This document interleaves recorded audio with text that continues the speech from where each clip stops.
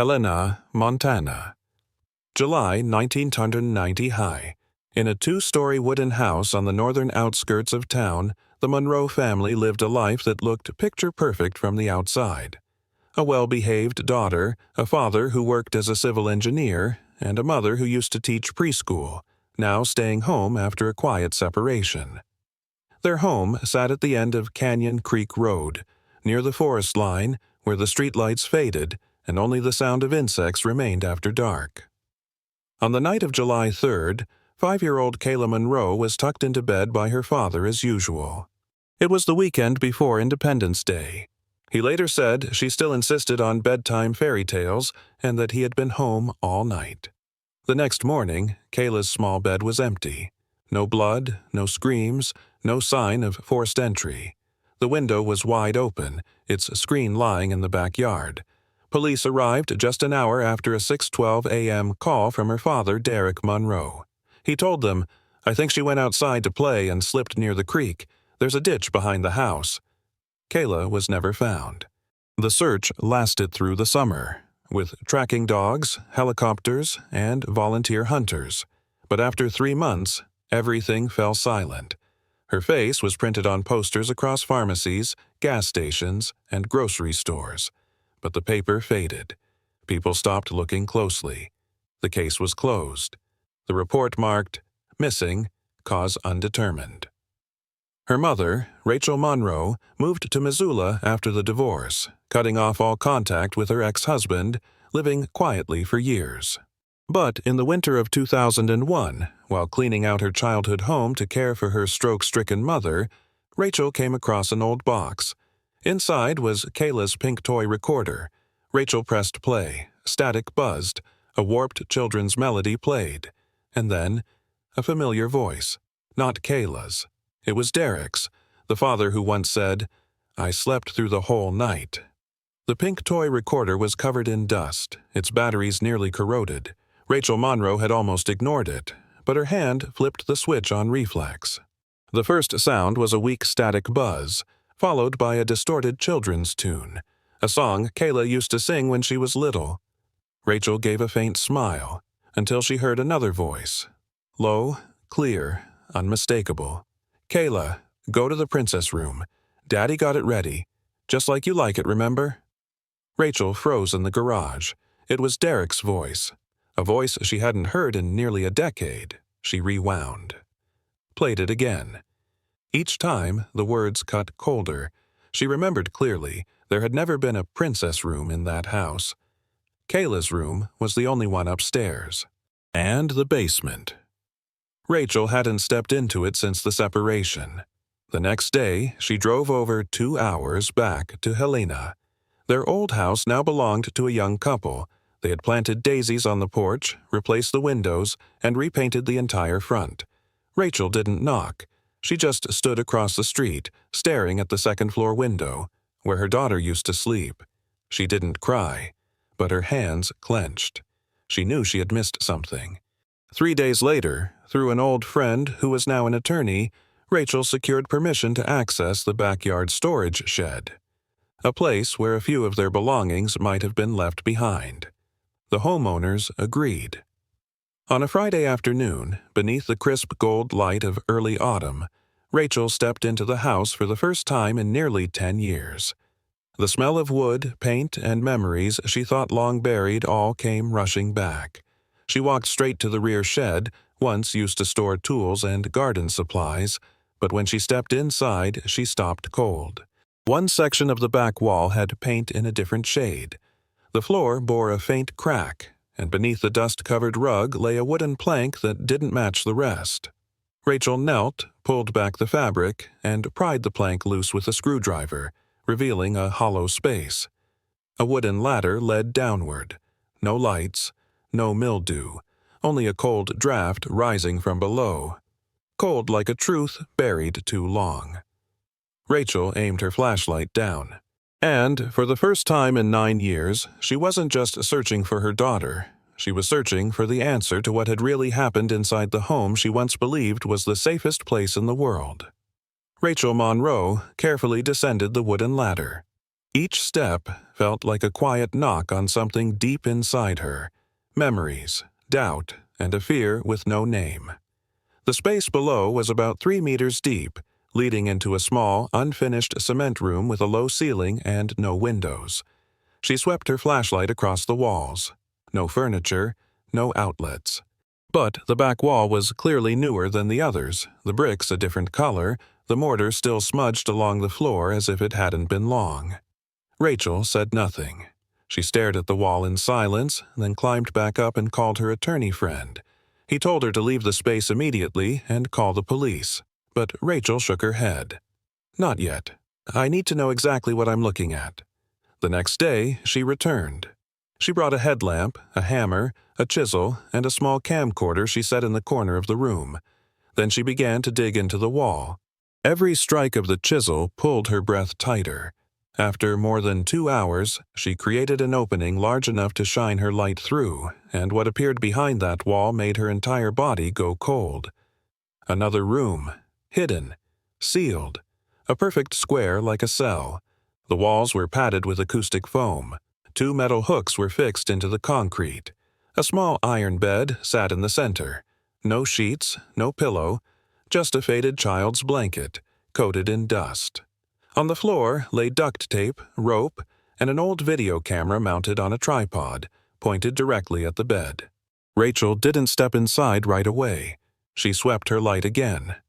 No one. No blood. But the air felt unmistakably lived in, like the room had been used, and recently.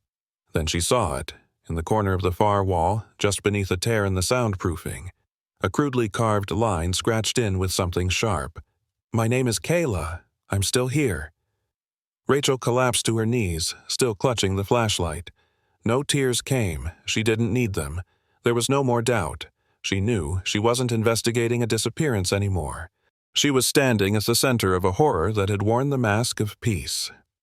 Rachel Monroe left the basement, clutching the old video camera. She didn't dare watch it alone.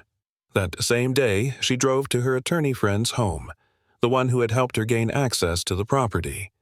They found an old VHS player that still worked. When the tape began to play, the screen flickered before stabilizing. It wasn't a birthday video. It wasn't a family memory. It was footage of the very hidden room beneath the house, the one Rachel had just stepped out of. Dim lighting. The camera fixed on a tripod, capturing everything. In the first clip, Kayla appears. She's sitting on the metal bed frame, wearing pajamas, holding a doll. A man's voice comes from off-screen. "Remember, sweetheart, this is the princess room. You're safe here. There's nothing left out there." Rachel recognized the voice immediately. Derek. The later clips were far less gentle. Kayla is forced to repeat lines like, "I must not talk to strangers. I don't have a mom. Daddy is the only one who survived." As the footage progresses, Kayla's eyes lose focus. No resistance. No wonder. Only acceptance, cold and blank. In another clip, Derek places a fake birthday cake on the bed, sings "Happy Birthday" alone, then leans in and whispers, "Today is the day you're chosen. A princess must be loyal." Kayla doesn't respond, but she nods. Rachel couldn't finish the tape. She stood up, left the room, and struggled to breathe. Her heart raced, as if the fears she had buried for 9 years had grown flesh, found sound, and were far worse than any nightmare. Her attorney called the police. Within 6 hours, the entire property in Helena was sealed off. The case of Kayla Monroe was officially reopened as a criminal investigation, involving the FBI, the Lewis and Clark County Sheriff's Office, and a federal task force specializing in long-term child abduction. During a full search of the basement, investigators discovered 3 boxes of VHS tapes, all labeled in the same handwriting. Princess Room, Tape 1, Tape 2. Continuing through, Tape 37. In several tapes, Kayla wasn't alone. Another man appeared, tall, wearing a surgical mask. His face was obscured, but his voice was different. Rachel recognized him. It was Eric Lawton, Derek's best friend, a frequent guest in their home, the one she had once felt uneasy about, but had never dared to question. Kayla hadn't vanished. She had been held captive, mentally broken, brainwashed. All of it happened right beneath the home she once believed was the safest place in the world. October 14, 2001. More than 9 years after Kayla Monroe was reported missing, a federal task force and the Lewis and Clark County Sheriff's Office launched a full-scale raid on the Helena home. Beneath the basement, behind a second hidden wall, they discovered a narrow crawlspace, barely large enough for a person to bend through. It led to a small concrete chamber, no taller than 5 feet, without natural light or any exit. There, they found Kayla. Now, 14 years old, she was curled up on a thin mattress, her frame so emaciated her hands had folded in like claws, eyes shut, hair long and matted, draping over her face. Her body trembled with every breath. When flashlights hit her, she didn't flinch. When they called her name, she mumbled only one phrase. "I'll be good." "I won't open the door. I'm not supposed to see them." A female agent approached gently, touching her hand. Kayla recoiled, letting out a high-pitched, involuntary cry, like an animal cornered. It took nearly 10 minutes of coaxing before they could remove her from the chamber. Under the pale autumn sunlight, she sagged like someone pulled from the ground. She didn't speak, didn't look up, just bowed her head by instinct. At Missoula General Hospital, doctors confirmed Kayla exhibited signs of severe captivity trauma, light aversion, time disorientation, and acute psychological conditioning. She believed the outside world had ended, that only Dad was alive, and that opening the door was betrayal. These weren't just fears, they were the result of nearly a decade of systematic brainwashing. Rachel Monroe arrived at the hospital within 3 hours, but when she saw her daughter, she didn't recognize her. Kayla sat behind a glass partition, staring blankly at the wall, clutching a worn-out cloth doll, the last thread of her memory. Rachel didn't rush in. She simply sat outside, placed her daughter's toy recorder on the table, and pressed play. A faint melody crackled. Then, a child's voice from long ago. "I'm Kayla Monroe. I'm 5. My mom is a superhero." Kayla lifted her head. Her eyes blinked slowly.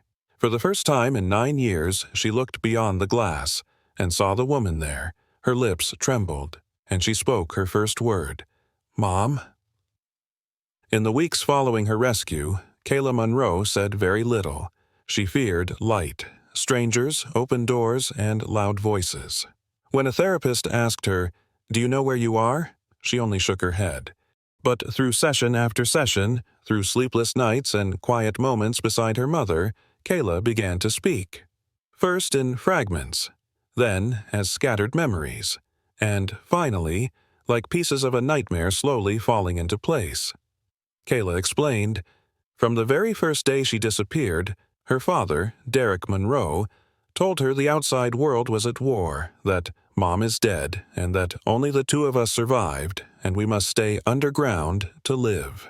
And she believed him, because when you're 5, your father is everything. Derek gradually transformed the basement into a twisted fantasy, complete with make-believe games, a birthday calendar of his own creation, and rules only he could explain. He said, "Up there are traitors. They'll kill you if they find you." Whenever Kayla panicked, he'd pray aloud or play children's music. Over time, fear became her cage. Kayla no longer wanted to escape, because she truly believed the world outside was hell. But Derek didn't act alone. Kayla remembered other men. They came infrequently, always masked, never showing their faces. One of them had a voice she would never forget. The voice of Eric Lawton, Derek's longtime friend and frequent dinner guest during her early childhood. "He never hit me," Kayla said, "but he looked at me like I wasn't really a person." The FBI used voice recognition software to compare Lawton's voice to that in the tapes. The match came back 98.1% positive. From Kayla's testimony, the recovered tapes, computers, and Derek's written notes, investigators confirmed this was no longer an isolated abduction. It was part of an organized child exploitation network, cloaked in end-time ideology, operating for nearly 7 years. In one encrypted email, Derek had written, "The girl is viable seed. The rest are rot. We preserve what can repopulate the breed." He referred to Kayla using the codename Seed 13. Derek was arrested in Idaho 48 hours after fleeing. He did not resist. As agents cuffed him, he looked one of them in the eye and said, "She's still alive? Then I did something right." That line was recorded verbatim in the FBI's file, a twisted declaration of the diseased love that had driven him into darkness. Kayla Monroe survived, but in the early days after her rescue, no one dared to say she had come back. She was no longer the child who once twirled in princess dresses around the living room. She was a 14-year-old girl who had grown up in darkness, not just the physical kind beneath a basement floor, but a darkness built from lies, warped affection, and deliberate isolation from the human world.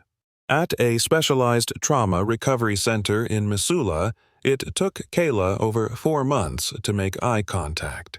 Doctors described her as a being stepping out of another dimension, where time had bent and reality had folded in on itself. She didn't know what year it was. She couldn't remember her mother's face. She didn't recall simple things like family dinners or the scent of new books. But she remembered every phrase Derek had forced her to repeat, over and over. Phrases like, "I need no one but Daddy," "I am the new beginning of mankind," or "Mother left me to join the sinful world." Rachel, Kayla's mother, didn't try to bring her back. She simply sat near her. No talking, no touching, just quietly playing the old songs they used to share. One day, she brought a small box filled with Kayla's childhood things, a sketchbook, a pair of worn shoes, and a pink knitted hat. Kayla stared at the hat for a long time, then slowly reached out and touched it. She didn't speak, but from that night on, she stopped waking up screaming. Therapists called it an emotional memory trigger, when an object recalls a feeling of genuine safety once known. Kayla didn't keep a journal. She never spoke to the media. But during a private session, she told her therapist a single sentence that left the entire room silent. "They thought I needed rescuing, but I just needed someone to believe I didn't belong there." The therapist wrote it down word for word. That sentence would later be quietly printed inside the front cover of a training manual for trauma recovery specialists. Not every survivor needs to retell, but every survivor needs to be believed. The investigation lasted nearly 2 years. Derek Monroe was convicted on 17 counts, including kidnapping, unlawful confinement, child abuse, and possession of illegal materials. He received a life sentence without parole.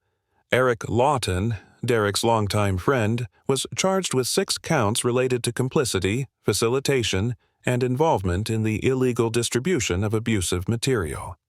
At the final hearing in 2003, Eric stood before the court, turned toward Rachel, but she didn't return his gaze.